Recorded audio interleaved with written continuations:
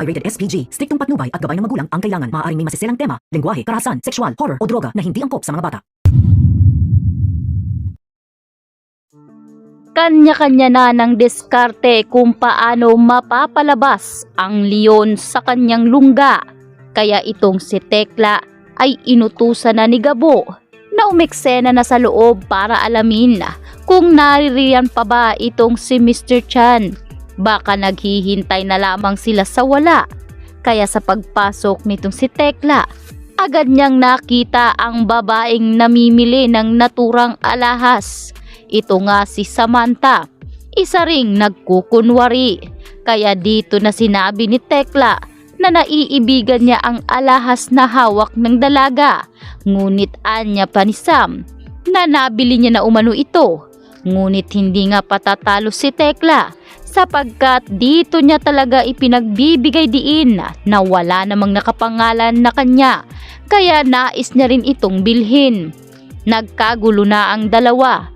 Kaya ang sales lady ay humingi na ng tulong sa kanyang amo.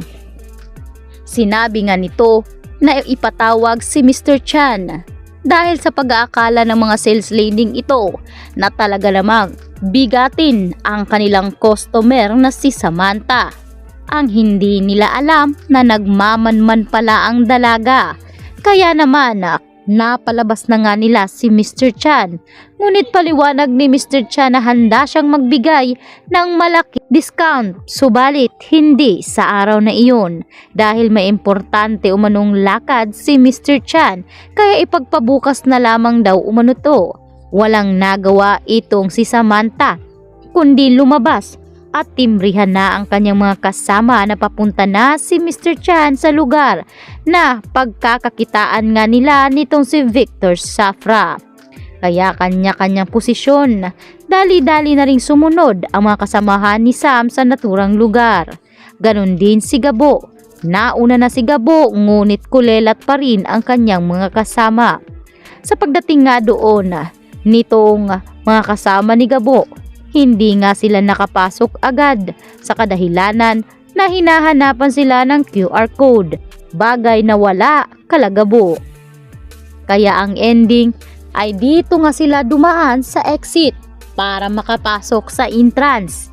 Dito na agad nakita nitong si Gabo ang nangyayari sa loob. Kaya sa pagkakataong ito ay dito na nila makikita sa unang pagkakataon si Victor Safra. Kaya naman nag-aalala tuloy itong si Daboy na malaking tao nga raw ang kanilang babanggain. Hindi nga ba raw sila maaberya lalo't wala naman silang mga dalang armas. Tanging sarili lamang nila ang kanilang daladala ngayon at baka mapasubo sila sa malaking gulo. Ngunit wala ngang pakialam si Gabo dahil buhay nga ng kanyang amang si Rudy ang nakataya sa naturang misyon. Dahil kung malulusutan nga ni Gabo ang misyon, sigurado na ang 100,000 pambayad dito kay Mang Rudy sa ospital.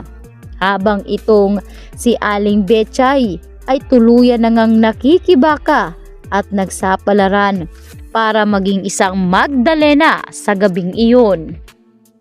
Nakiusap na si Aling Betchay kay Pakito na pwede nga bang pumasok sa bar nito. At dahil kursunada naman ni Pakito si Betchay noon pa man, ay hindi niya na ito tinanggihan. Subalit may isang arong kahilingan si Pakito. Kung hindi nga raw makakapagpasok ng pera si Aling Betchay sa gabing iyon, ay hindi niya natatanggapin ang nais nitong makapasok sa loob. Kaya ginawa ni Betchay ang lahat. Naghanap siya ng customer at dito naman siya hindi binigo ng pagkakataon. Dahil nakakuha nga si Betchay ng mga customer, hindi nga lang ganoon kalaki ang kita. Ngunit ganun pa man ay natutuwa rin si Pakito dahil alam niya na tagilid rin ang sitwasyon nitong si Betchay. Ngunit ang dahilan talaga ay magagamit nila itong si Betchay para malaman nila kung saan nga ngayon si Gabo at kung paano nila ito matutuntun. Kaya naman si Betchay umaga na umuwi, pagod na pagod. Kaya naman itong kapatid ni Rudy ay sinabi kay Betchay na baka tigilan na nito ang kanyang pagpasok doon kala Paquito dahil alam naman nila na hindi talaga gugustuhin ni Rudy ang trabahong pinasok ni Betchay. Ngunit paliwanag ni Betchay na dati niya pa naman itong trabaho, kaya kung aasa sila kay Gabo ay baka sa kabilang buhay na sila magkikita muli nitong si Rudy. Wala ring nagawa ang kapatid ni Rudy dahil alam nila pareho nakapos talaga sa pera.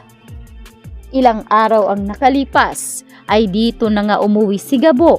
Dala-dala ang 100,000 at pinaghati-hatian pa ito sa kanyang tropa.